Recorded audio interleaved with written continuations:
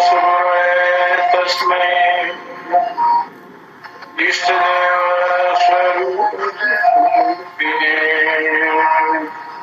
यस्य वागावृतं महन्ते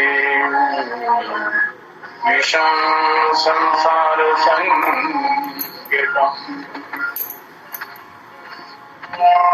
प्रणम्य शीर्षां देवं गौरीपुत्रं विनायकं भक्तासंश्रये नित्यम् आयुष्कामार्थसिद्धये सर्वरूपमयी देवी सर्वं देवी ततोऽहं विष्णुकान्तां नमामि परमेश्वरी।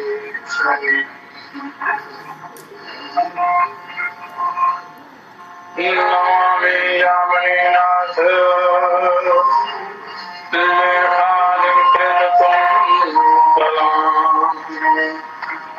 भवानी वसंतापं निर्वाकं सदा नली। तुलाशुदा शांता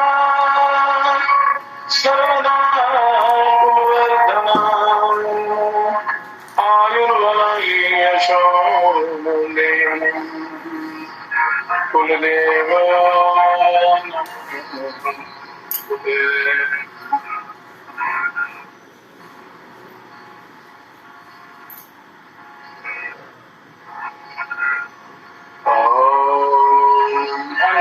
गर्भसम्भूतं लोकेन्द्रं सज्जोन्मुखं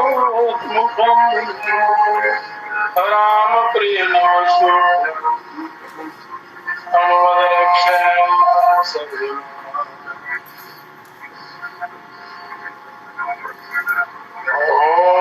तत्पुरुषाय विद्महे महादेवाय धीमहि तन्नो रुद्रः प्रचोदयात्।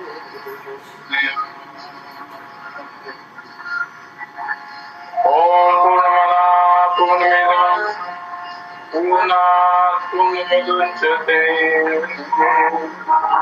पूर्णस्य पूर्णमादाय पूर्णमेवावशिष्यते।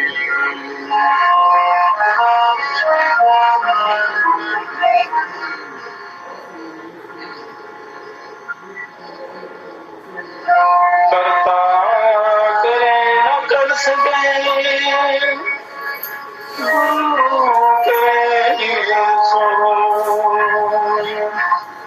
सात दीप नवखंड में श्री सदगुरु जी से बड़ा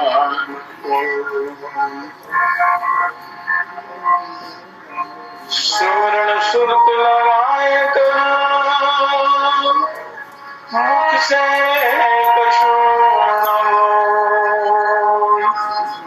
बाहर पिए पट देंगे अंतर के पट दो सदा भवानी दाहिने सन्मुख पांच ने रक्षा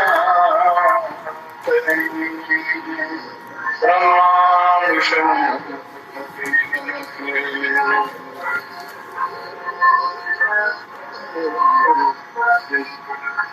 ओम श्री रामलाल महाप्रभुवे नमः।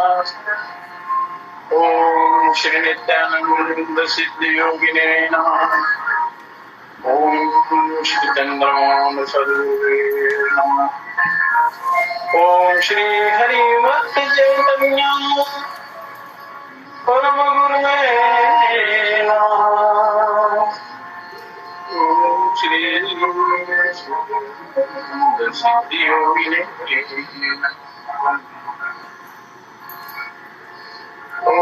सर्वयोगिने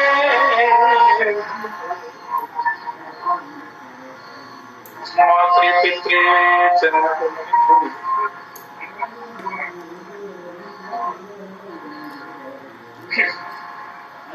दोनों पवित्र सेवा के धन पवित्र कर दान मन पवित्र हरियोग कर पूत त्रिविध कर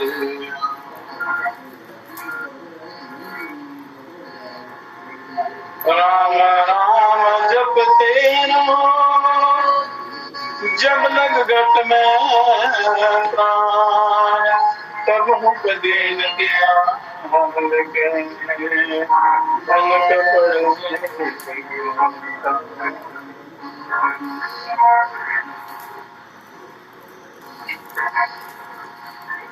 श्वास श्वास हरि नाम जपो वृथा श्वास मत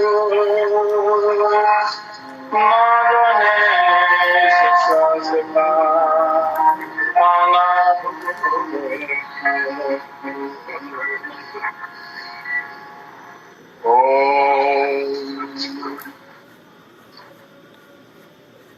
श्री परमात्मने नमः।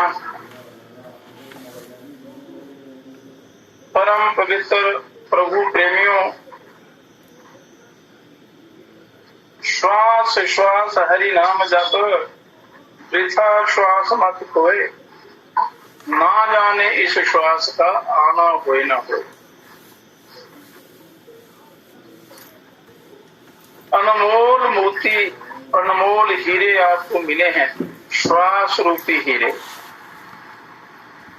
तो इन श्वासों का अपने सदुपयोग करते हुए इस दिव्य गीता के दिव्य ज्ञान को प्राप्त करके अपना उद्धार करना है। कल दो शैलियां बताई थी, इनका वर्णन किया हुआ था कल। कर्म सापेक्ष शैली, कर्म के द्वारा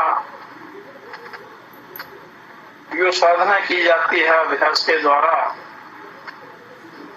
इन प्राकृतिक पदार्थों का सहारा लेकर जो साधना की जाती है शरीर मन बुद्धि इंद्रियों को लेकर,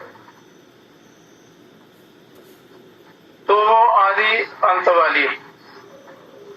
और दूसरी शैली है कर्म सापेक्ष निरपेक्ष शैली। निरपेक्ष मतलब भाव श्रद्धा विश्वास के द्वारा उत्कट अभिलाषा तीव्र जिज्ञासा के द्वारा उस परिपूर्ण ब्रह्म को प्राप्त करना, संसारिक पदार्थों से जड़ पदार्थों से संबंध विच्छेद करके उस नित्य पदार्थों के साथ संबंध स्थापित करना।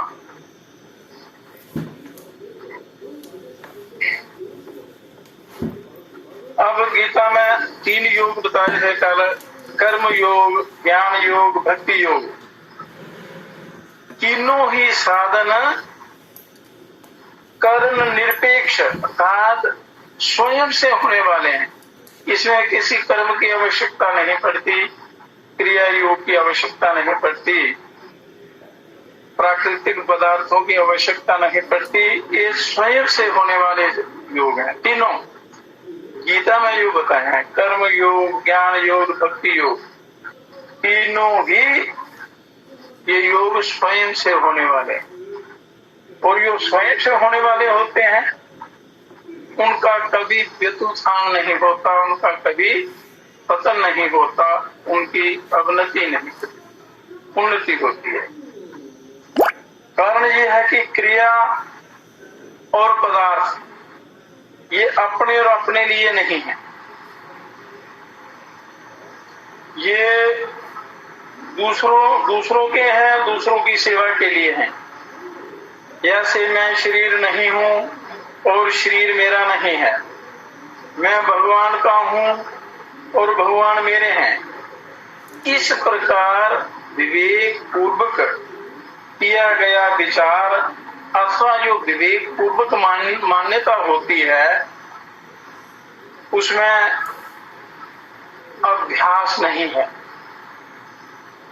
जो भाव से, भावना से, भाव के बिना ईश्वर की प्राप्ति नहीं होती।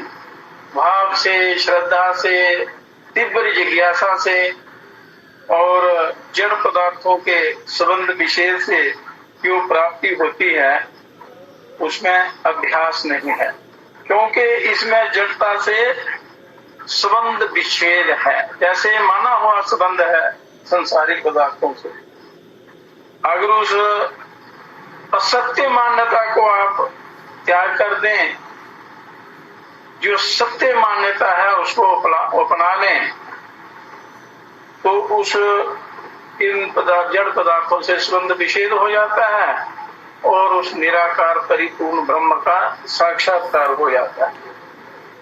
अतः कर्म योग में स्वयं ही जड़ता का त्याग करता है। ज्ञान योग में स्वयं ही स्वयं को जानता है। आत्मा के द्वारा ही मनुष्य अपने आप को जान लेता है, ब्रह्म को जान लेता है। और भक्ति योग में स्वयं ही भगवान के शरण होता है। ये तीन पद्धतियां हैं। कर्मयोग में स्वयं ही जड़ता का नाश करता है, मतलब आत्म तत्व ही उस जड़ता का नाश कर देता है, जड़ता से संबंध विच्छेद कर देता है। ये भी अपने आप से होता है। और ज्ञान योग में ये जीव स्वयं ही स्वयं को जानता है। ज्ञान के द्वारा मनुष्य उस अपने आप को जानता है। और भक्ति योग में स्वयं ही भक्त के शरणागत होता है, परमात्मा के शरण होता है, सरेंडर कर देता है, आत्मस्वर्पण कर देता है। तो इस गहरे ज्ञान को आपने बड़ी गहराई से इसको जानना है और इसको अपनाना है। ये जो गीता का ये दिव्य ज्ञान जो परमात्मा के द्वारा दिया गया है, इसको मान्यता देनी है। संसार की मान्यता को छोड़कर इस आत्म कल्याण के लिए जो युक्तियां हैं, जो अभ्यास हैं, जो रास्ते हैं, उनको मान्यता देनी, सत्य को मान्यता देनी है। तो असत्य अपने आप छूट जाएगा। तो साधकों का शीघ्रता से और आसानी से कल्याण कैसे हो, इसको सामने रखते हुए ये इस दिव्य ज्ञान की चर्चा की हुई है इस श्रीमद् भगवद गीता में। तो मुख्य है आपका कल्याण। कल्याण कैसे हो? कल्याण की तरफ कोई जाता ही नहीं। और ये जीवन मिला है आत्म कल्याण के लिए। और प्रभु सर्वत्र समान रूप से व्याप्त है सब जगह, पर उनकी प्राप्ति की जो युक्तियां हैं, विधि है, वो यहाँ इस दिव्य महान ग्रंथ में गीता शास्त्र में दी हुई। इससे मनुष्य का परम कल्याण हो सकता है। कर्म, ज्ञान, वैराग्य और भक्ति के रस से परिपूर्ण इस करुणामयी गीता की भली भांति उपासना की जाए, मनन किया जाए, अर्थ को गहराई से समझा जाए। गहराई से समझना है, ये केवल एक कान से सुन के दूसरे कान से निकालना नहीं है, इसको अंदर धारण करना है। वो युक्तियां इसमें दी हुई हैं सभी। जैसे जैसे इस ग्रंथ का विस्तार होता चला जाएगा, चर्चा होगी, तो अपने आप वो सारी समझ आ जाएगी। जब मनुष्य को समझ आ जाती है तो कल्याण हो जाता है। तो ये भगवान श्री कृष्ण की कृपा प्रदान करने वाली है। भगवान श्री कृष्ण परिपूर्ण ब्रह्म का पूर्ण अवतार है और वो ये अवतार मनुष्य के कल्याण के लिए देते हैं। तो इसलिए इनका आदर करते हुए इस ज्ञान को आपने धारण करना है, ताकि इस मृत्यु रूपी महाभयानक दुखदायी संसार से उद्धार हो सके आत्मोद्धार सुख हो सके, कल्याण हो सके। तो साधकों के द्वारा उत्कंठा पूर्वक सदा बार बार पान की जाने वाली, सदा बार बार पान करने से नित्य नया ज्ञान पैदा होगा। गीता के पदों का मार्मिक अर्थ दिखाने वाली और इष्ट देव के समान कल्याण प्रदान करने वाली ये दिव्य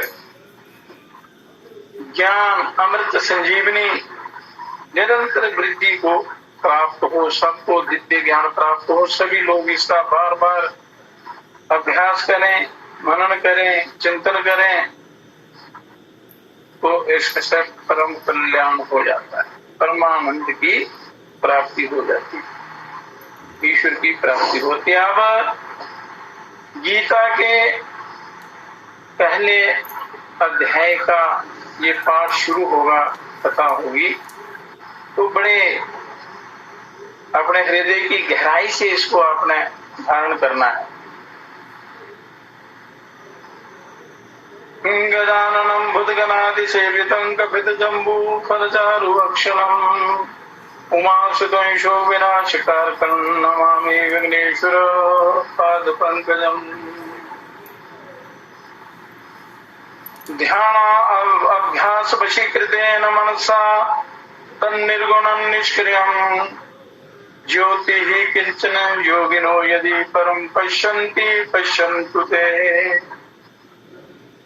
अस्माकं तुम तद्देव लोचनं चमत्काराय भूयाधिष्ठिरम् कालिंदी कुलीनो धरे किमपि यन्नीलमहो धावति यावन्निरञ्जनम् अजं पुरुषं जरन्तम् संचिन्तयामि निखिले जगति स्फुरन्तम् तावद्बलात् स्फुरितहन्त हृदन्तरे मे गोपस्य कोऽपि शिशुरञ्जनं पञ्चमञ्जुः। जो गज के मुख वाले हैं, गजाननं भूतगणादि सेवितम, और भूतगणादि के द्वारा सेवित हैं, कैंथ और जामुन के फलों का बड़े सुंदर ढंग से भक्षण करने वाले हैं और शोक का विनाश करने वाले हैं, उन भगवती उमा के पुत्र उन विघ्नेश्वर गणेश जी के चरण कमलों में हम सब प्रणाम करते हैं, सभी प्रणाम करते हैं, क्योंकि गणेश जी विघ्न हरने वाले हैं। गीता के प्रथम अध्याय की कथा शुरू होगी, तो ये गणेश की वंदना बहुत आवश्यक है। अब यो योगी लोग ध्यान द्वारा वशीभूत मन से किसी निर्गुण और निष्क्रिय परम ज्योति को देखते हैं, उस परमात्मा की योग के द्वारा जो योगी जन तो देखते रहे। पर हमारे लिए तो जमुना के तट पर यो कोई नील तेज दौड़ रहा है, वो ब्रह्म का नील तेज, भगवान कृष्ण के रूप में साक्षात परिपूर्ण ब्रह्म, वो ब्रह्म का जो परम प्रकाश है, वो तेज जो दौड़ रहा है, वही नेत्रों में चिरकाल तक चकाचौंध पैदा करता रहे।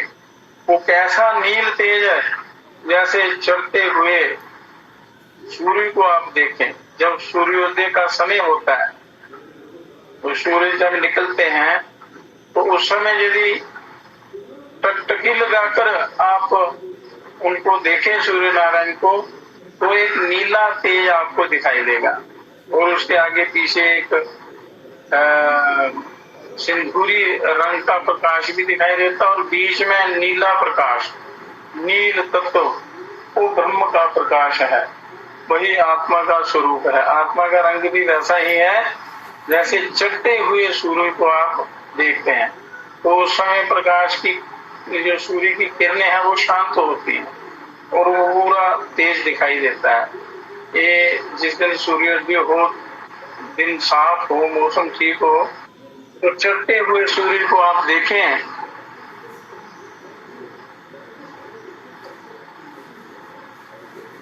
तो वो नीला प्रकाश दिखाई देगा, और थोड़ी देर तक यदि आप देखते रहेंगे तो आपका ध्यान भी लग सकता है, और बड़ी कृपा होती है परमात्मा की। उस तेज का हम ध्यान करते हैं। अहो जब मैं संपूर्ण जगत में स्फुरित होने वाले निरंजन अजन्म और पुरातन पुरुष का चिंतन करता हूँ, उस ब्रह्म का चिंतन करता हूँ, तब मेरे हृदय में अंजन समूह के समान काले वर्ण वाला कोई गोप शिशु बड़ा स्फुरित होने लगता है, अर्थात भगवान श्री कृष्ण जी का साक्षात्कार होता है। न विद्या जेषा श्रीर्न शरणं ईशन्न च गुणा परित्यक्ता लोकैरपि नियुक्ता श्रुति यडाः, कि जिसके पास ना विद्या है, ना मन है, ना कोई सहारा है, जिसमें ना कोई गुण है, ना वेद शास्त्रों का ज्ञान है, और जिनको संसार के लोगों ने पापी समझकर त्याग दिया है, ऐसे मनुष्य भी जिन शरणागत पालक प्रभु की शरण लेकर संत बन जाते हैं और मुक्त हो जाते हैं, उन विश्व विख्यात गुण वाले अमलात्मा यदुनाथ भगवान श्री कृष्ण जी को मैं प्रणाम करता हूँ, जिन्होंने ये गीता रूपी दिव्य ज्ञान दिया है। उनको हम बारंबार प्रणाम करते हैं।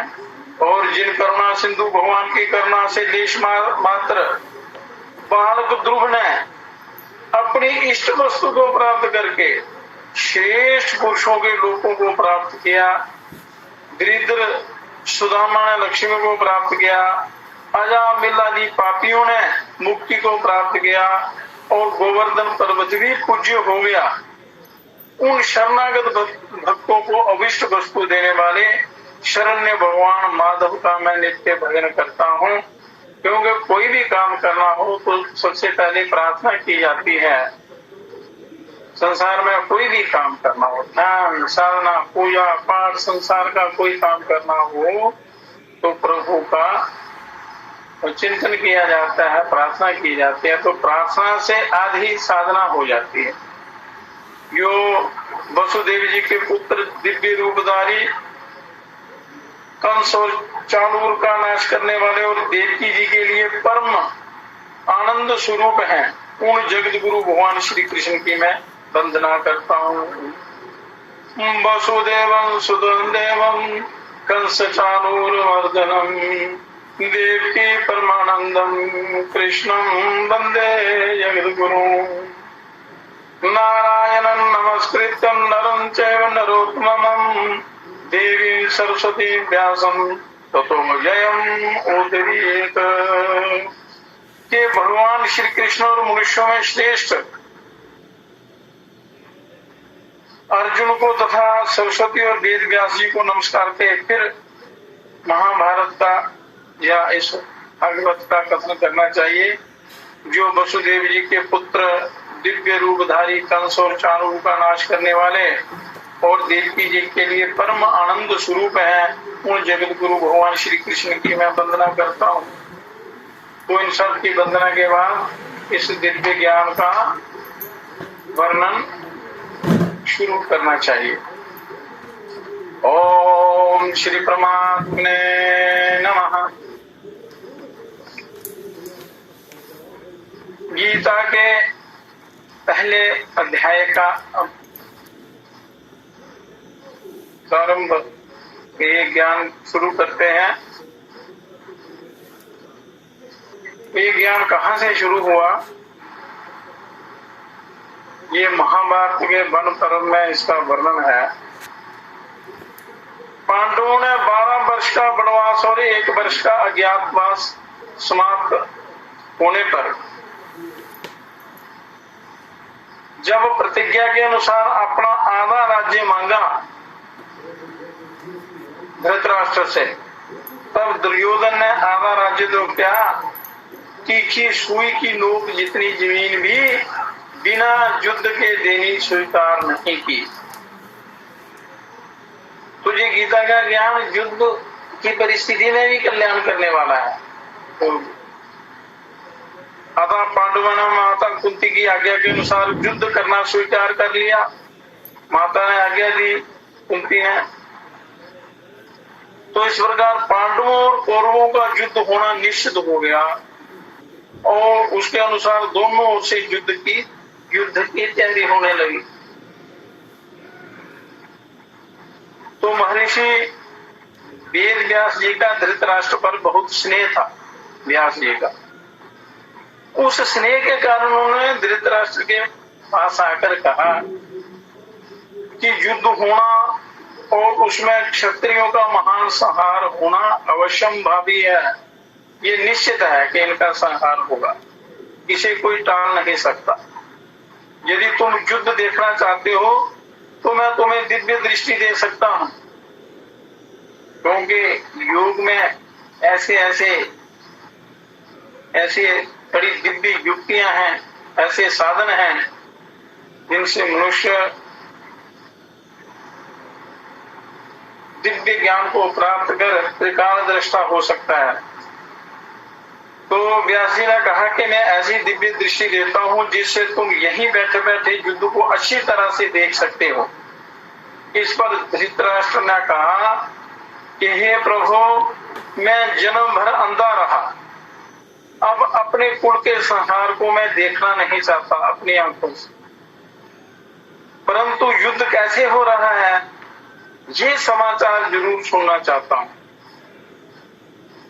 तब व्यास जी ने कहा कि मैं संजय को दिव्य दृष्टि देता हूं, जिससे ये संपूर्ण युद्ध को, संपूर्ण घटनाओं को और संपूर्ण बातों को भी जान लेगा, सुन लेगा, देख लेगा और सब बातें तुम्हें सुना भी देगा।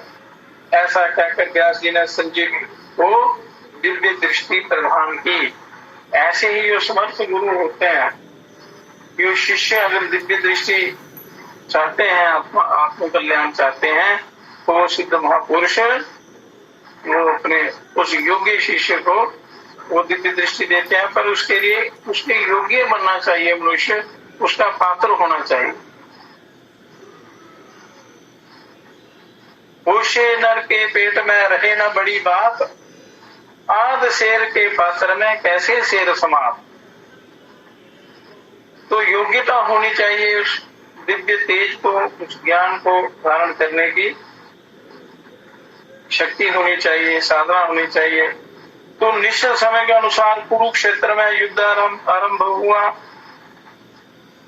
10 दिन तक संजय युद्ध स्थल में ही रहे और यह पितामह भीष्म बाणों के द्वारा रथ से गिरा दिए गए, बाणों की शैया पर लेट गए। तब संजय ने हस्तिनापुर में आकर जहां धृतराष्ट्र विराजमान थे, धृतराष्ट्र को यह समाचार सुनाया कि वहां ये सारा युद्ध का समाचार जो इस गीता में वर्णित है सारा। तो इस समाचार को सुनकर धृतराष्ट्र को बड़ा दुख हुआ और विलाप करने लगे। फिर उन्होंने संजय से युद्ध का सारा समाचार सुनाने के लिए कहा। तो भीष्म पर्व के 24वें अध्याय तक संजय ने युद्ध संबंधी बातें धृतराष्ट्र को सुनाई। 25वें अध्याय के आरंभ में धृतराष्ट्र संजय से पूछते हैं, ये भीष्म पर्व में ये 25वें अध्याय से शुरू है ये ज्ञान। धृतराष्ट्रवाच, धृतराष्ट्र बोले, धर्म क्षेत्रे कुरुक्षेत्रे सामवेताजुयुस्वः मामकाः पांडवाश्चैव किम कुर्वतं संजय। महाभारत में कुल 18 पर्व हैं और उन पर्वों के अंतर्गत कई आमंत्रण पर्व भी हैं, कई पर्व हैं छोटे छोटे। उनमें भीष्म पर्व के अंतर्गत ये श्रीमद् भगवत गीता पर्व है, जो भीष्म पर्व के 13वें अध्याय से आरंभ होकर और 42वें अध्याय में समाप्त होता है। ये गीता का ज्ञान महाभारत में, ये ज्ञान जो है यही कल्याण करने वाला है, यही सबके काम की चीज है। तो वैशंपायन और जनमेजय के संवाद के अंतर्गत धृतराष्ट्र संजय संवाद है, धृतराष्ट्र और संजय संवाद। और धृतराष्ट्र तथा संजय के संवाद के अंतर्गत श्री कृष्ण अर्जुन संवाद है। श्री भगवान कृष्ण अर्जुन को वो दिव्य ज्ञान दे रहे, जो संजय धृतराष्ट्र को बता रहे हैं। उनके अंतर्गत ये कि श्री कृष्ण और अर्जुन का संवाद है। संजय का जन्म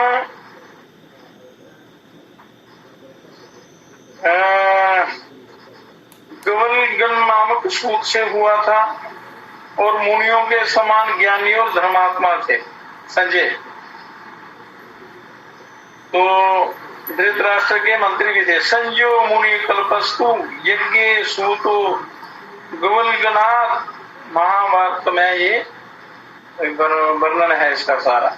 और ये धृतराष्ट्र के मंत्री भी थे, तो इनको दिव्य दृष्टि प्राप्त हुई क्योंकि ये बड़े साधक थे, धर्मात्मा थे।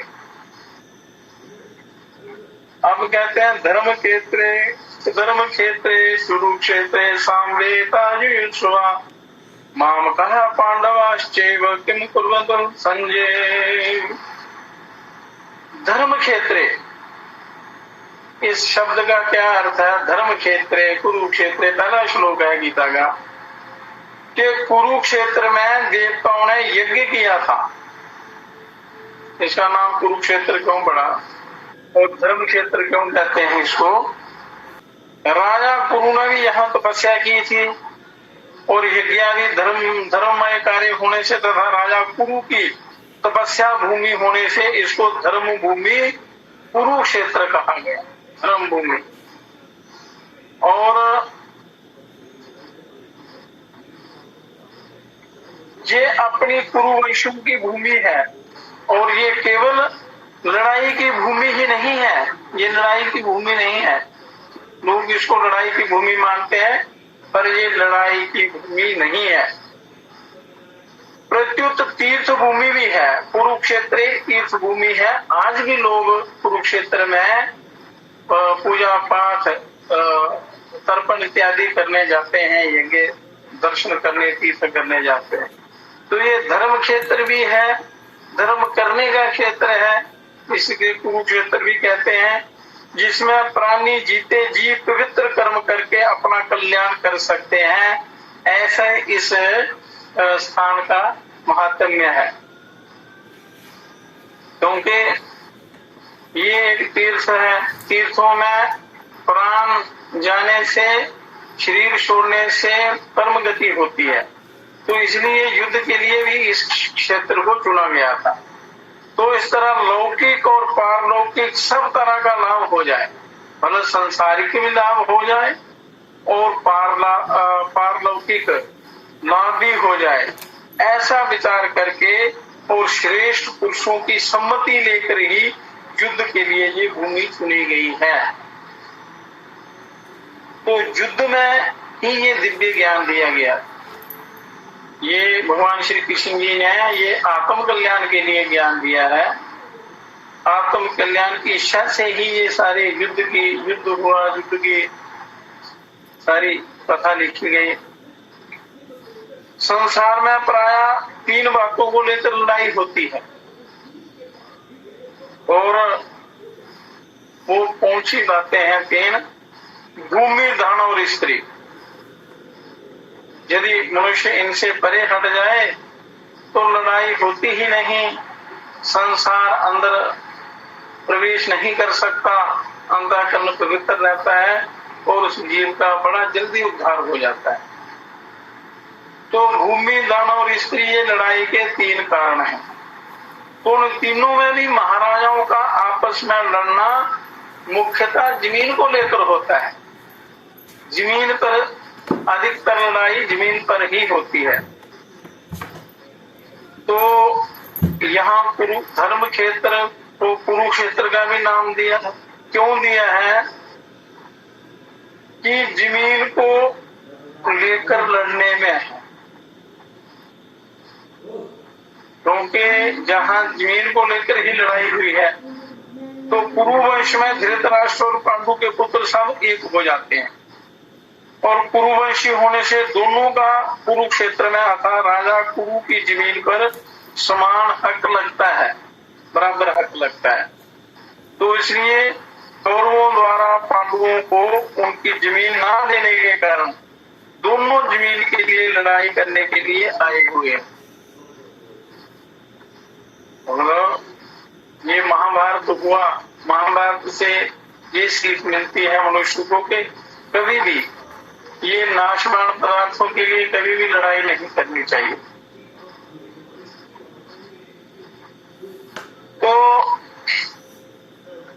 यद्यपि अपनी भूमि होने के कारण दोनों के लिए कुरुक्षेत्र पद देना युक्ति संगत न्याय संगत है, तथापि हमारी सनातन वैदिक संस्कृति ऐसी विलक्षण है। वैदिक संस्कृति, सनातन वैदिक संस्कृति बड़ी अति विलक्षण है और यही कल्याणकारिणी है। सनातन संस्कृति कि कोई भी कार्य करना होता है तो धर्म को सामने रखकर ही होता है। जैसे महाभारत का युद्ध हुआ तो धर्म को सामने रखकर हुआ। अच्छा बुरा कोई भी काम होता है वो धर्म को सामने रखकर ही किया जाता है। युद्ध जैसा कार्य भी धर्म भूमि तीर्थ भूमि में ही करते हैं। पहले राजा लोग तीर्थों का चयन करते थे लड़ाई के लिए, जिसमें युद्ध में मरने वालों का उद्धार हो जाए। तो वे कहते हैं ना कि काशी में शरीर छोड़ने से इस जीव का मोक्ष हो जाता है, या गंगा सागर में से शरीर छोड़ने से मोक्ष हो जाता है। उसी प्रकार कोई भी धर्म भूमि हो, तीर्थ स्थान हो, तो वहां पर यदि प्राण निकल जाए, शरीर छोड़ दे मनुष्य, शरीर का त्याग करे, तो उसको परम धाम की प्राप्ति होती है। तो जिससे युद्ध में मरने वालों का उद्धार हो जाए, कल्याण हो जाए, अतः कुरुक्षेत्र के साथ धर्म क्षेत्र भी आया है। पहले श्लोक में पहले दो शब्द धर्म क्षेत्र कुरुक्षेत्र साम्बेतायुष्वा के जहाँ आरंभ में धर्म शब्द आया है गीता के पहले श्लोक में, धर्म पद से एक और बात भी मालूम होती है। अगर आरंभ के धर्म पद में से धर्म लिया जाए और 18वें अध्याय के अंतिम श्लोक के मम पद से मां लिया जाए, परमात्मा के मुख से निकला हुआ गीत है, मनुष्यों के कल्याण की भावना से निकला हुआ दिव्य ज्ञान है। तो इसलिए गीता के सिद्धांतों के अनुसार कर्तव्य कर्म करने से धर्म का अनुष्ठान हो जाता है और धर्म ही आपका सच्चा साथी है। आपका सच्चा साथी धर्म है। धर्म के सिवा आपका परलोक में कोई सहायक नहीं है। लोक में धर्म ही सहायता करता है। तो इसलिए आपको धर्म कमाना चाहिए, धर्म करना चाहिए गीता के अनुसार, शास्त्रों के अनुसार। गीता जो है सभी शास्त्रों का सार है। तो प्रभु सर्वत्र विराजमान है और उनको प्राप्त करने की कोई विशेष विधि युक्तियां होती हैं तो आप उनको कर्म कर सकते हैं।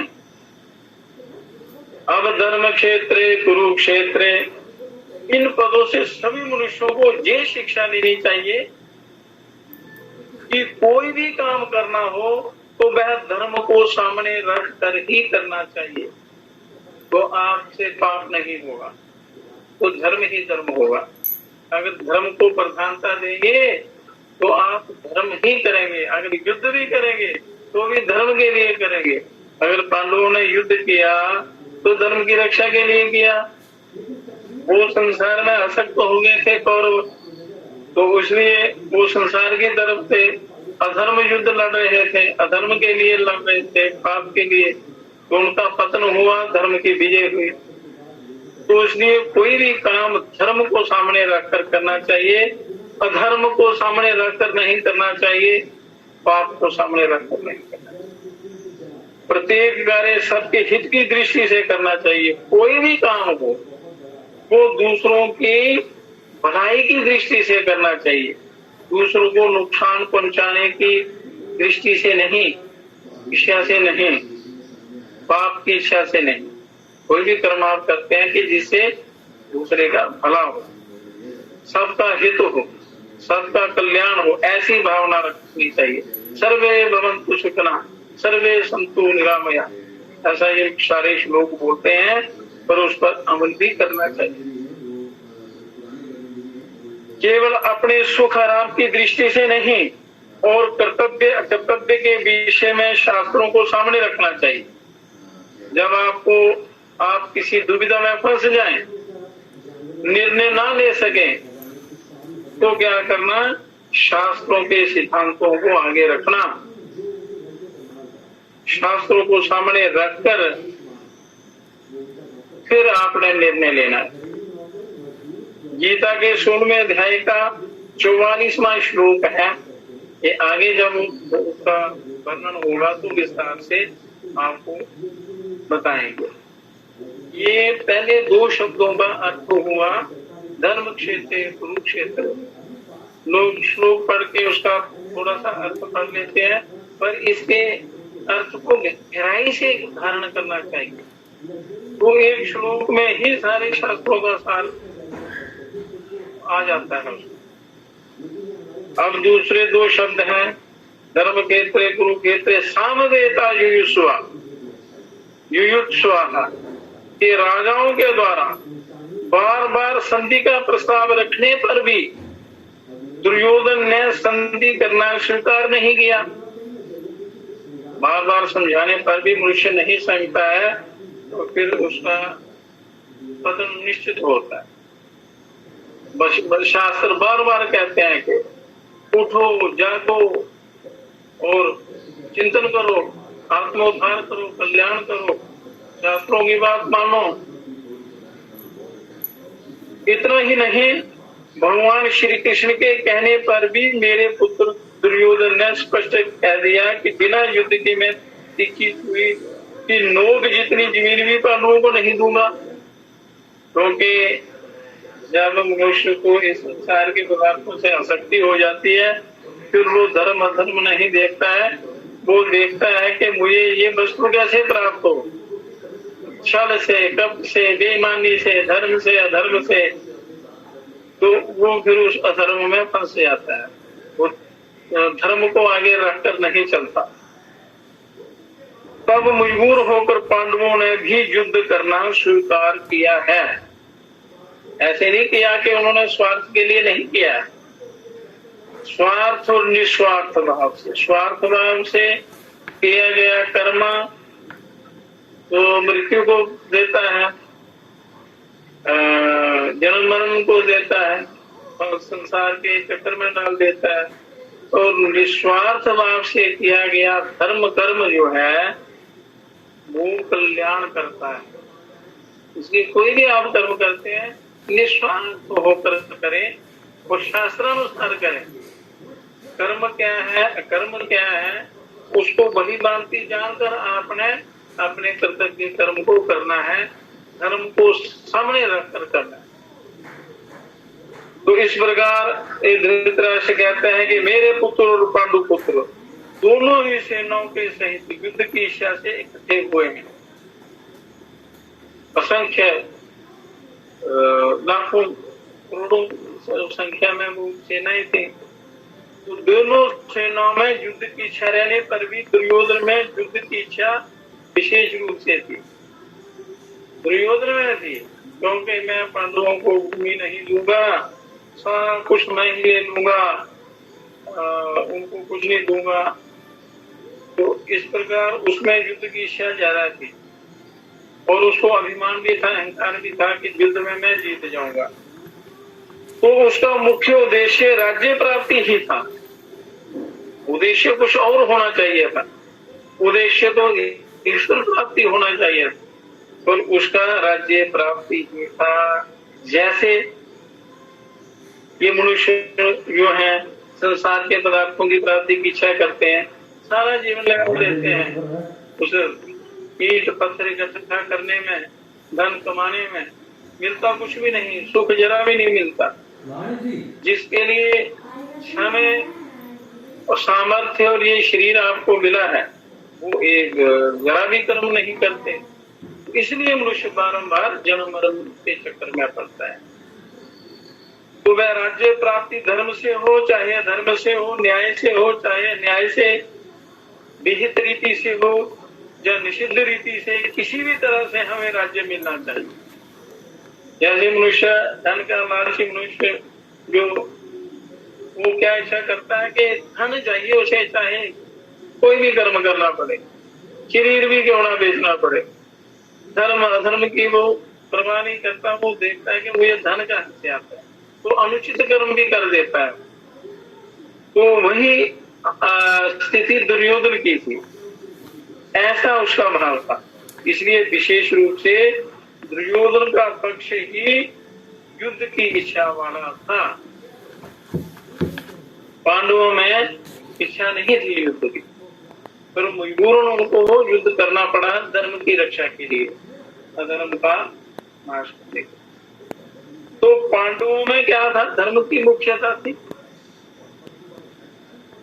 और उनका ऐसा भाव था कि हम चाहे जैसे भी जीवन निर्वाह कर लेंगे।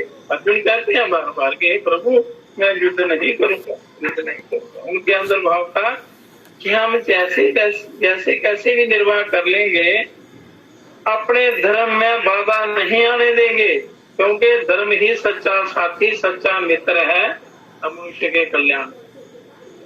धर्म के विरुद्ध नहीं चलेंगे। इस बात को लेकर महाराजा युधिष्ठिर युद्ध नहीं करना चाहते, और परंतु जिस माँ की आज्ञा से युधिष्ठिर ने चारों भाइयों सहित द्रौपदी से विवाह किया था, उस माँ की आज्ञा होने के कारण ही महाराज युधिष्ठिर की युद्ध में प्रवृत्ति हुई थी। कुंती के कहने, माता कुंती के कहने पर ही वो युद्ध में प्रवृत्त हुए थे, उनकी प्रवृत्ति हुई थी युद्ध में। अर्थात केवल माँ के आज्ञा पालन रूप धर्म से, यहाँ भी उन्होंने धर्म को आगे रखा कि माँ कहा भी आपको युद्ध करना है, तो माँ के आज्ञा पालन रूप धर्म से युधिष्ठिर युद्ध की इच्छा वाले हूँ। और श्री रामचंद्र जी ने दशरथ जी की, पिताजी की, माता पिता की आज्ञा पालनार्थ उन्होंने वनवास धारण किया, वनवास चले गए 14 वर्ष के वनवास के लिए। तो वो धर्म के पालन के लिए निकले, वो नाराज होकर नहीं गए थे कि पिता की आज्ञा है, आज्ञा पालन रूप धर्म निभाया उन्होंने। वैसे ही ये पांडवों ने, युधिष्ठिर ने भी किया। कहने का तात्पर्य ये है कि दुर्योधन आदि तो राज्य को लेकर थे, युद्ध की इच्छा वाले थे, पर पांडव धर्म को लेकर ही युयुत्सु बने थे, मतलब युद्ध की इच्छा वाले बने। तो यहाँ कितना अंतर है, धर्म और अधर्म की लड़ाई। तो इसलिए मनुष्य को धर्म का पक्ष लेना चाहिए। जहाँ धर्म होता है वहां पर विजय होती है, और वहीं पर विजय, वहीं पर धर्म, वहीं पर कल्याण होता है।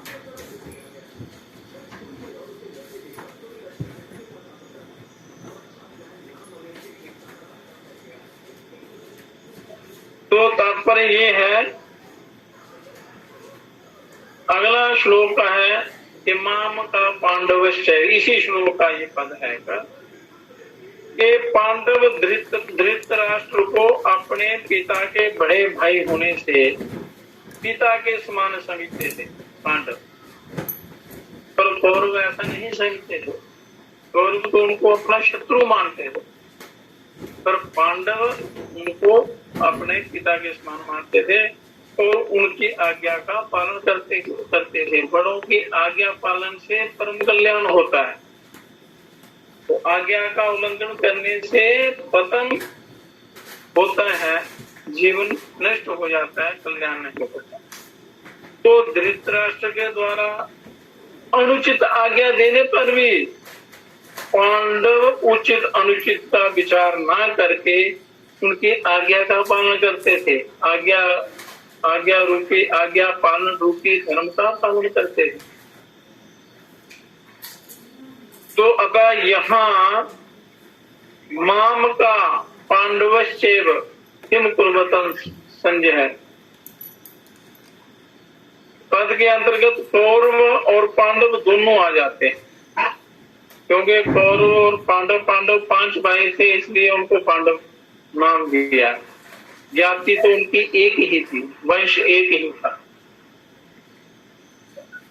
फिर भी पांडव पद अलग देने का तात्पर्य है कि धृतराष्ट्र का अपने पुत्र में तथा पांडु पुत्रों में समान भाव नहीं था, इसलिए उनको पांडु पुत्र कहते थे। उनमें पक्षपात था, अपने पुत्रों के प्रति मोह था, और वही मोह जो है पतन का कारण बना। तो इसलिए मनुष्य के अंदर भी जब मोह पैदा हो जाता है तो अनुचित कर्म करता है, और अनुचित कर्म के द्वारा उसका पतन हो जाता है। वह दुर्योधन आदि को तो अपना मानते थे, पर पांडवों को अपना नहीं मानते थे धृतराष्ट्र। उनके अंदर ये भेदभाव था। इस कारण उन्होंने अपने पुत्रों के लिए माम कहा और पांडु पुत्रों के लिए पांडवा पद का प्रयोग किया है कि मेरे पुत्र और पांडवों के पुत्रों ने ये युद्ध में क्या क्या किया। क्योंकि जो भाव भीतर होते हैं, जो भाव मनुष्य के अंदर होते हैं, वह ही प्राय वाणी से बाहर निकलते हैं। अच्छे या बुरे की पहचान करने का ये सबसे बड़ा सरल तरीका है कि जो भाव भीतर भरे होते हैं, जिन भावों की अधिकता होती है अंदर, वह ही प्राय वाणी से अपने आप निकलते हैं बात, तो मनुष्य को अच्छे या बुरे की पहचान हो जाती। तो इस द्वैधी भाव के कारण ही धृतराष्ट्र को अपने कुल के संहार का दुख भोगना पड़ा। 100 के 100 पुत्र उनके सामने मारे गए, पूरे कुल का संहार हो गया। वो किसके कारण? उसी मोह के कारण, मेरे तेरे भाव के कारण। एक बार मेरा तेरा क्या है, जब मेरा तेरा निकल गया तो सब मैं प्रभु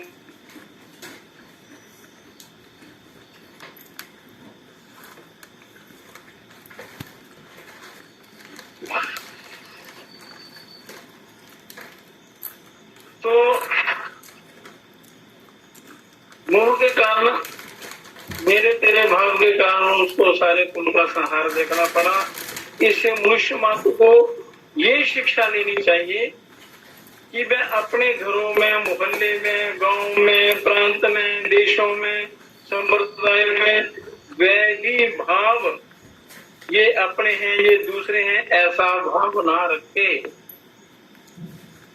कारण ये है कि इस वैधी भाव से आपस में प्रेम स्नेह नहीं होता, कला होती है। मेरे तेरे में कला होती है, ये अच्छा है, ये बुरा है। इस प्रकार ये दुविधा वाले जो भाव हैं ये नहीं रखने चाहिए। इससे कला होती है, और कला पतन का कारण होती है। जिस घर में कला होती है वो भी, उसका भी पतन हो जाता है। बड़ा सुख, शांति और लक्ष्मी का वास नहीं होता, दरिद्रता रहती है और पतन हो जाता है, विनाश हो जाता है।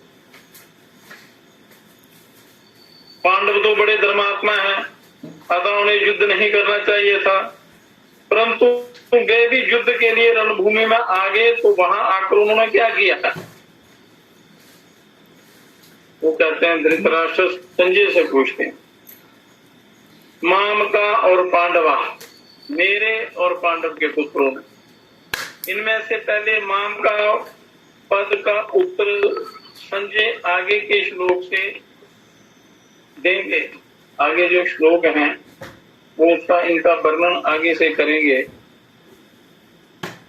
आपके पुत्र दुर्योधन ने पांडवों की सेना को देखकर द्रोणाचार्य के मन में पांडवों के प्रति द्वेष पैदा करने के लिए उनके पास जाकर पांडवों के मुख्य सेनापतियों के नाम लिए, उनको भड़काने के लिए, उनके अंदर पांडवों के प्रति वैर भाव पैदा करने के लिए उसने उनको कई बातें बताई।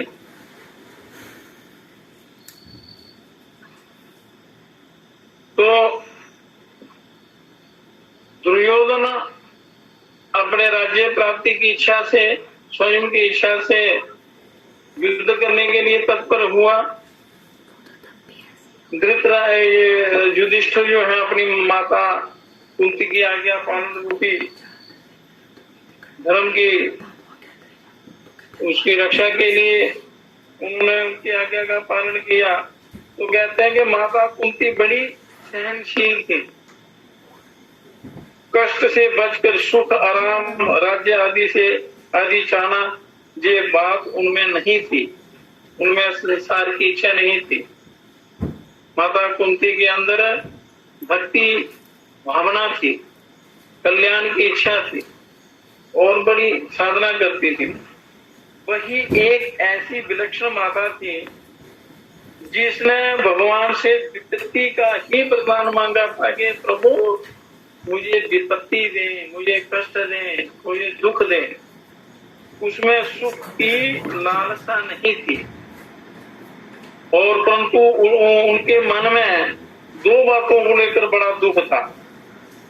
पहली बात थी राज्य के लिए कौरव पांडव आपस में लड़ते, चाहे वो जो करते, पर मेरी प्यारी पुत्र वधु द्रौपदी को दुर्योधनादि दुष्टों ने सभा में नग्न करना चाहा। इतना बड़ा अधर्म पाप अपमानित करना चाहे, ऐसी घृणित चेष्टा करना मनुष्यता नहीं है, मानवता नहीं है। और ये बात माता कुंती को बहुत बुरी लगी। दूसरी बात, भगवान श्री कृष्ण पांडवों की ओर से संधि का प्रस्ताव लेकर हस्तिनापुर आए तो दुर्योधन, दुशासन, कर्ण, शकुनी आदि ने भगवान को पकड़कर कैद करना चाहा। तो खैर वो तो परिपूर्ण ब्रह्म परमात्मा जो सृष्टि के कर्ता धर्ता हैं, तो ऐसे मूर्खों की इच्छा करने पर वो पकड़ में नहीं आ सकते हैं। ब्रह्म परमात्मा वो तो साक्षात परिपूर्ण ब्रह्म है। तो इस बात को सुनकर कुंती के मन में ये विचार हुआ कि अब इन दुष्टों को जल्दी ही खत्म करना चाहिए, क्योंकि इन्होंने परमात्मा का अपमान किया, उनको कैद करना चाहा। तो कारण ये कि इनके जीते रहने से इनके पाप बढ़ते ही चले जाएंगे। पापात्मा के बढ़ते रहने से, उनको प्रोत्साहन देने से वो और भी पाप करेंगे, पाप को बढ़ावा देंगे, पाप बढ़ते ही चले जाएंगे, जिससे इनका बहुत नुकसान होगा। यहाँ भी माता कुंती ने धर्म को आगे रखकर युद्ध की आज्ञा दी थी कि ये पाप करते रहेंगे, अगर इनका अंत नहीं किया तो ये पाप करते रहेंगे, तो ये सदा नरक में रहेंगे। तो वहां भी कौरवों के कल्याण की इच्छा से उन्होंने युद्ध की आज्ञा दी। अगर उन्होंने मारने की युद्ध करने की आज्ञा दी या उनका शरीर से संबंध विच्छेद करने की आज्ञा दी, तो उसमें भी उनके कल्याण की भावना थी माता के अंदर। तो इन्हीं दो कारणों से माता कुंती ने पांडवों को युद्ध के लिए आज्ञा दी थी माता ने। तो युधिष्ठिर जी ने उनकी आज्ञा का पालन किया।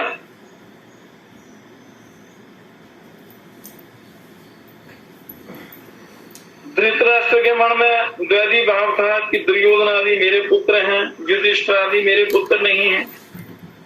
एक ही कुल के थे, भाई के पुत्र भी अपने ही पुत्र होते हैं, पर उसमें ऐसी भावना नहीं थी। इस भाव के कारण दुर्योधन का भीम को विष खिलाकर जल में फेंक देना, कई प्रकार के कष्ट दिए इन्होंने। इस बैर भाव के कारण लाक्षागृह में पांडवों को जलाने का प्रयत्न किया। क्षण पूर्व युवा खेला, पांडवों का नाश करने के लिए कई प्रकार के इन्होंने षड्यंत्र रचे। दुर्योधन को धृतराष्ट्र ने कभी मना नहीं किया, मोह के पुत्र मोह के कारण कभी उसको मना नहीं किया। उसमें सुधार लाना, उसको डांटना या जिससे सुधर जाए ऐसा उपाय करना, पर मोह के कारण वो उनको मना नहीं करते थे, इसलिए तो और ज्यादा पाप करता चला गया दुर्योधन। कारण ये कि उनके भीतर यही भाव था कि अगर किसी तरह पांडवों का नाश हो जाए तो मेरे बेटों का राज्य सुरक्षित रहेगा। तो ऐसी भावना रखने से कल्याण नहीं होता। और उन्होंने इसके धृतराष्ट्र ने ऐसी भावना रखी तो उनका पतन हो गया, माँ बाप हुआ तो विनाश हो गया उनका। तो इसलिए दुर्योधन धृतराष्ट्र संजय से ये पूछते हैं कि मेरे और पांडु पुत्रों ने वहां युद्ध में क्या क्या किया। दुर्योधन ने द्रोणाचार्य के पास जाकर अनेक प्रकार की बातें बताई। उसके बाद दुर्योधन ने अपनी सेना के मुख्य मुख्य योद्धाओं के नाम लेकर बताए। दुर्योधन को प्रसन्न करने के लिए भीष्म जी ने शंख बजाया। उसको सुनकर कौरव सेना में शंख आदि बाजे बज उठे। और फिर 14वें श्लोक से लेकर 19वें श्लोक तक क्या कहा संजय ने कि रथ में बैठे हुए पांडव पक्षी भगवान श्री कृष्ण ने शंख बजाया। उसके बाद अर्जुन, भीम, युधिष्ठिर, नकुल, सहदेव आदि ने अपने अपने शंख बजाए और जिससे दुर्योधन की सेना का हृदय दहल गया। उसके बाद भी संजय पांडवों की बात कहते कहते श्री कृष्ण और अर्जुन के संवाद का प्रारंभ प्रसंग शुरू कर देते हैं। ये आगे कथा है, मतलब गीता का जो इस ज्ञान का क्रम है, ये अगर क्रम से आप ये पढ़ेंगे और बड़ी गहराई से इसको ग्रहण करेंगे तो निश्चित रूप से कल्याण हो जाता है। कृष्ण जी के का साक्षात्कार होता है, कृष्ण जी का उद्धार हो जाता है।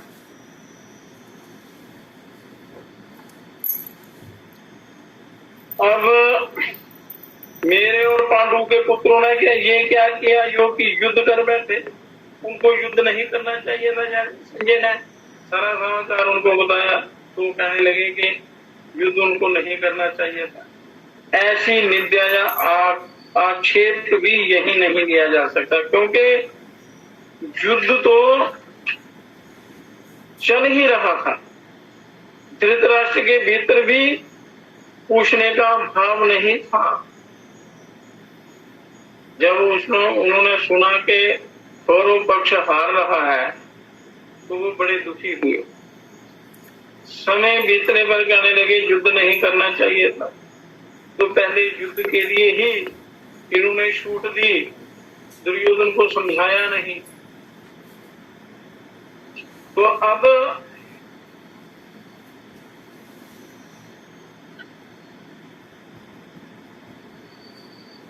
पांडवों के साथ धर्म था, भगवान श्री कृष्ण थे, और पांडवों के कौरवों के साथ अधर्म था। तो धर्म की विजय हुई, अधर्म का पतन हुआ, सारे 100 कौरव मारे गए। राग और द्वेष के कारण अपने कुल का नाश कर दिया। पांडव क्यों बचे? क्योंकि उनके भीतर पवित्र भाव थे, धर्म था, दया थी और साधना थी। तो जैसे दही बिलोते हैं तो उसमें हलचल पैदा होती, दही बिलोते हैं तो हलचल पैदा होती है जिससे मक्खन निकलता है। ऐसे ही मामका और पांडवा के भेद से पैदा हुई हलचल से अर्जुन के मन में कल्याण की अभिलाषा जागृत हुई और जिससे भगवत गीता रूपी मक्खन निकला। ये युद्ध के कारण ही ये दिव्य ज्ञान निकला। मेरे और तेरे में, मामका और पांडवा के बीच में हलचल होने से अर्जुन के मन में कल्याण की इच्छा प्रकट हुई और जिससे भगवत गीता रूपी मक्खन निकला, ज्ञान निकला। ये युद्ध के समय में भगवान कृष्ण जी ने ये ज्ञान दिया हमको। तो तात्पर्य ये हुआ कि धृतराष्ट्र के मन में होने वाली हलचल से लड़ाई पैदा हुई। पापी के मन में हलचल पैदा होने से क्या होता है? लड़ाई होती, झगड़ा होता है, विनाश होता है। और अर्जुन के मन में होने वाली हलचल से गीता प्रकट हुई। तो धर्मी व्यक्ति के, संत के हृदय में हलचल होने से वो गीता रूपी ज्ञान प्रकट होता है। तो इसलिए अर्जुन और दुर्योधन में ये अंतर था। तो इसलिए मनुष्य को समझना चाहिए धर्म और अधर्म को अच्छी प्रकार ये धारण करना चाहिए कि धर्म से क्या होता है, अधर्म से क्या होता है। तो गीता का अर्जुन को ये बताने का तात्पर्य यही था, उद्धार, कल्याण, जीव का उद्धार, कल्याण, अर्जुन के माध्यम से सारे संसार का कल्याण। तो ज्ञान देने के लिए कोई ना कोई साधन, कोई बहाना होना चाहिए। तो ये सबसे बड़ा साधन हुआ गीता रूपी मक्खन। गीता उस धर्म रूपी उस भाव में हलचल होने से उसे गीता ज्ञान रूपी मक्खन निकला, जिसके सेवन से मनुष्य का परम कल्याण हो गया और जो इसका सेवन करता है उसका कल्याण हो जाता है। अर्जुन का भी परम कल्याण हो गया था। अब जो धर्मी लोग हैं, पांडव जो सब में परमात्मा को देखते थे, सारा जग कृष्णमय देखते थे, ईश्वरमय देखते थे, धर्ममय देखते थे, पर पांडवों में ऐसा भाव नहीं। प्रभु सब में समाये हुए हैं, सबके अंदर विराजमान हैं। तो मनुष्य को कैसा होना चाहिए? तो प्रभु सब में कैसे समाये हैं? प्रभु कण कण में विराजमान हैं, परंतु विचार के मंत्र के द्वारा उनको आपने प्राप्त करना है। प्रभु सब में समाया है, समाना हो तो ऐसा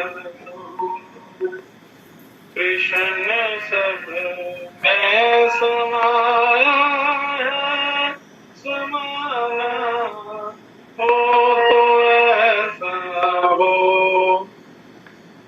करी सब विश्व की रचना रचाना हो तो ऐसा हो। करी सब विश्व की रचना रचाना हो तो ऐसा हो। ये प्रभु ने ऐसे सृष्टि की रचना की, रचना करके फिर वो कण कण में समाये हुए हैं, सर्वत्र व्याप्त हैं, एक कण भी उनके सिवा नहीं है। इसलिए परमात्मा सब में है।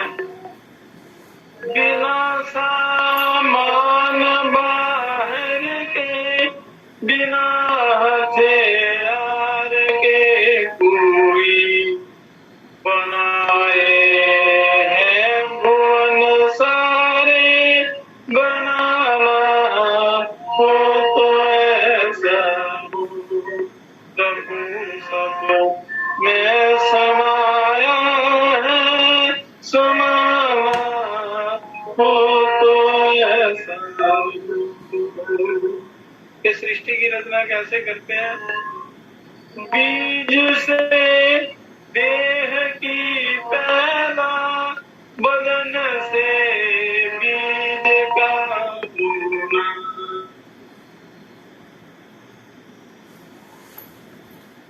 बनाना हो तो ऐसा हो। प्रभु सब में समाया है, समाना हो तो ऐसा हो। कोई पाताल के नीचे बसाए जीव भूतल में, कोई आकाश के ऊपर, कोई आकाश के ऊपर चलाना हो तो ऐसा हो। प्रभु सब में समाया है, समाना हो तो ऐसा हो। चांद सूरज व तारों के घिरे है मंडल, बिना आधार के कोई वीराना हो तो ऐसा हो।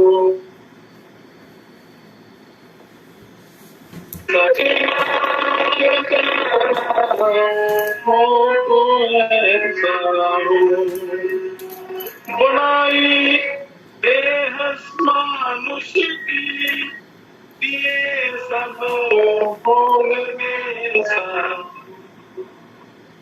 बनाई देह मानुष की, दिए सब भोग के साधन, बिना उपकार के कोई, बिना उपकार के करुणा निधाना हो तो ऐसा हो। प्रभु सब में समाया है, समाना हो तो ऐसा हो।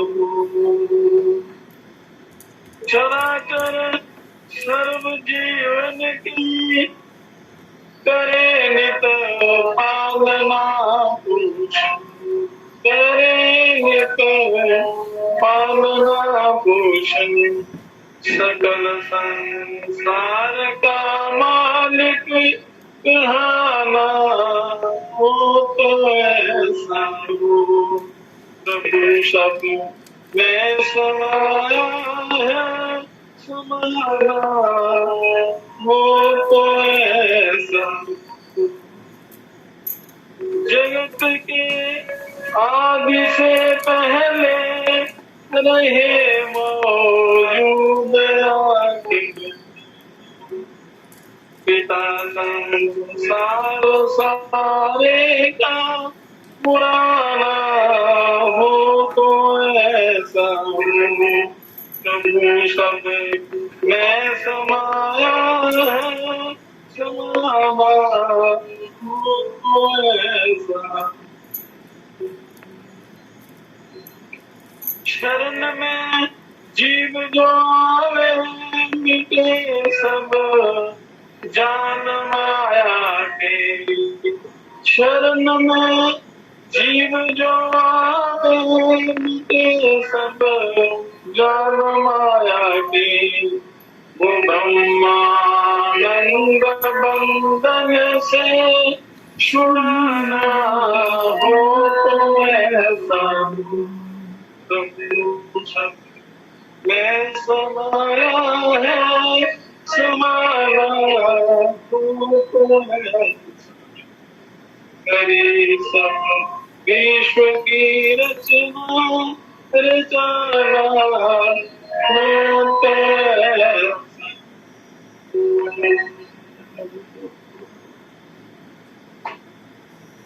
तो इसलिए ये परमात्मा की रचना है संसार, और हर पल वो कल्याण के लिए तत्पर है। मनुष्य यदि एक कदम परमात्मा की तरफ चले, धर्म की तरफ चले, तो परमात्मा 100 कदम आगे आकर उसका कल्याण कर देते हैं, उसका उद्धार कर देते हैं। इसलिए मनुष्य को धर्म की तरफ चलना चाहिए, धर्म का सहारा लेना चाहिए। हे परम पिता, हे विश्व पिता, हे राष्ट्र पिता, हे जगदाधार, हे राष्ट्र पिता, हे जगदाधार। हरिओम तत्सत, हरिओम तत्सत, हरिओम तत्सत।